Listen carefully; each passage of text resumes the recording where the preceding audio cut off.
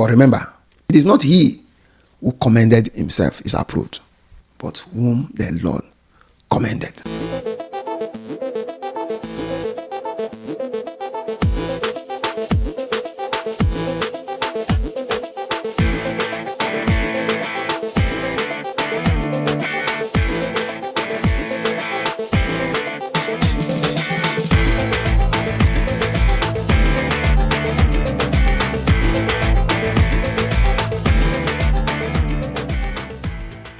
Good morning, good afternoon, good evening, good night, wherever you're tuning into this channel, OneVerse International, on YouTube, Facebook, Twitter, wherever you meet us, any social platform that you come in contact with this video. I want to welcome you especially to OneVerse International Nation Week 33.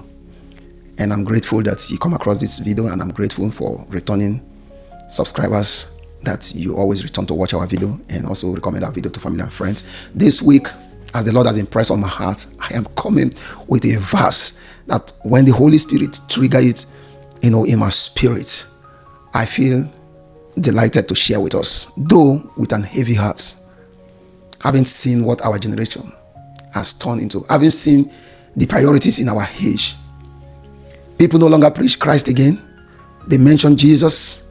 In the name of Jesus, their prayer ended, and that was it. The next thing, we are talking about our journey. We are talking about the exploit we have made. We are talking about, our dealings, what we have done in the spirit. Today, can I bring to you a verse in the scripture? 2 Corinthians chapter 10, verse 18. For not he that commended himself is approved, but whom the Lord commended. Can we bow our hearts in prayer? Father, I want to thank you. I want to exalt you. What a privilege, O Lord God, King of glory, to be the one that will share your word. At this moment, O Lord, I volunteer my spirit that whatsoever is not meant for this episode, is not meant for this video, Lord God, King of glory, that Holy Spirit, in alignment and submission to the will of the Almighty, will speak through me that which Jesus have to say to this generation. Thank you, Spirit of the living God, for I know you will do more than I ask, in the mighty name of Jesus. Amen. Brethren, with an heavy heart, I come to you today to pay attention to this word, because we have read scriptures, we have seen people falling victim of the same circumstances. Like number one, Elijah. Elijah said, oh God, I am not better than my fathers. I'm the only one left. Take me. And God said, there are 7,000 other prophets that have not bowed to Baal. Jesus has saved us by grace, not by our works, to preach his name. It is thy word of the Lord that has the transformative power. Your story, your personal testimony can make people feel emotional, can somehow strengthen them to say, this person can go through this. But you see, the finishing transformative work will be done when Christ is preached undiluted. We commending ourselves to this generation. Yes, they can come together and listen to our oratories. But remember, you are not a comedian. You are not an entertainer. You are sent to liberate men and women. So it is not in your place. Paul said, what is our commendation? Are we to commend ourselves? Are we to write letters to commend? He said, you are the epistles we have. Not written with letters, but by the Spirit of God, that your conscience, God has been able to help us to bring you to the truth. Apostle John said, what we have heard before, what we have seen, we have handled, and we are also telling you to bring you into the fellowship of the Son of God. His story can never be boring. No, they gather to listen to the story of God, not our story. More especially when it is done in the mindset to let people know that we have arrived, and then we later claim to be humble. We are humble. Our generation has been filled with not the message of the cross, but our own dealings. Bro, keep your dealings to yourself, because you know that your same dealing might not be the exact way God is about to deal with the next person. But his word, when spoken, will give liberation, will transform the heart of men. Brethren, people that are marking our activities, we can see them. The Bible let us to understand that angels are the reapers. They are the one that will separate the chaff from the wheat. They are the one that will separate the goat from the sheep. Let the angels appear to those people you try to let them know your dealings. We have heard it in scriptures everywhere. God can be proud of you when he's the one that is commending you. Didn't you read about Job? He said, Satan, have you considered my servant Job? He said, for I know Abraham, he will command his family to follow me. He will teach them my way.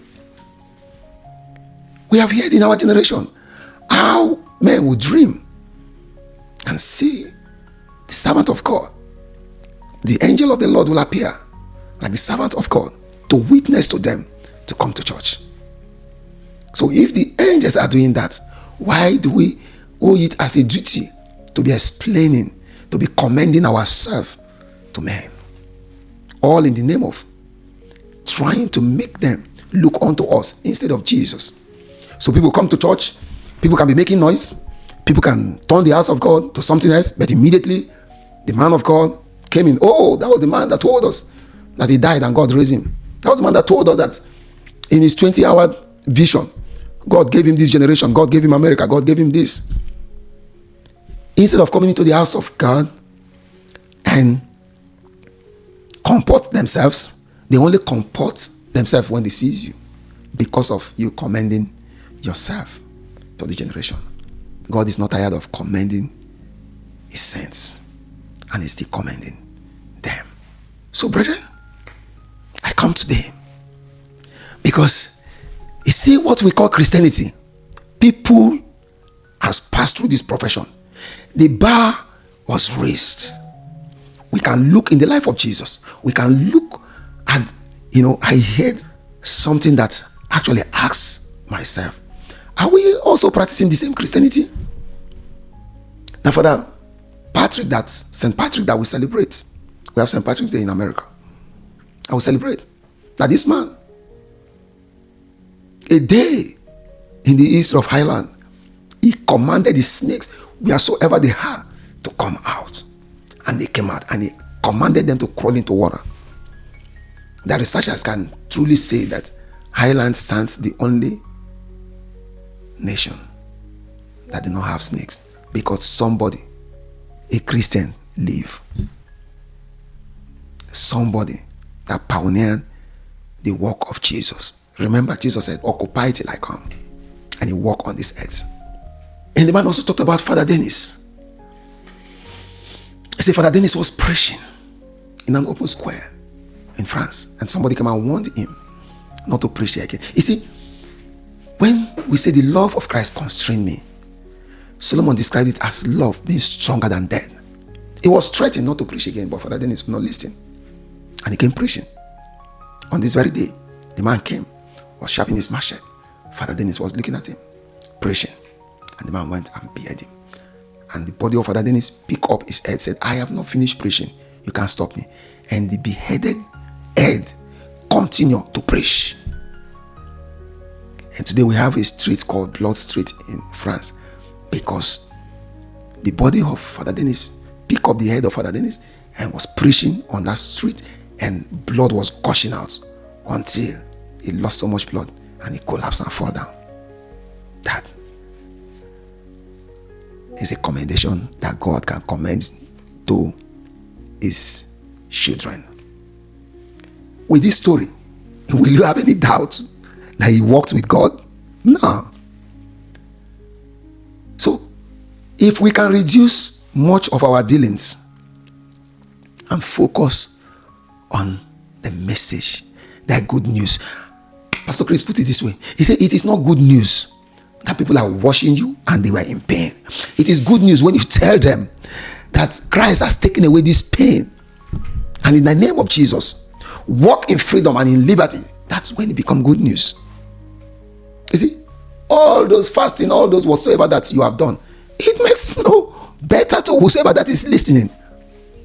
The person is waiting. What will Christ do for me? Remember, our generation is all about giving. Give him, give me, give me, give me, give me.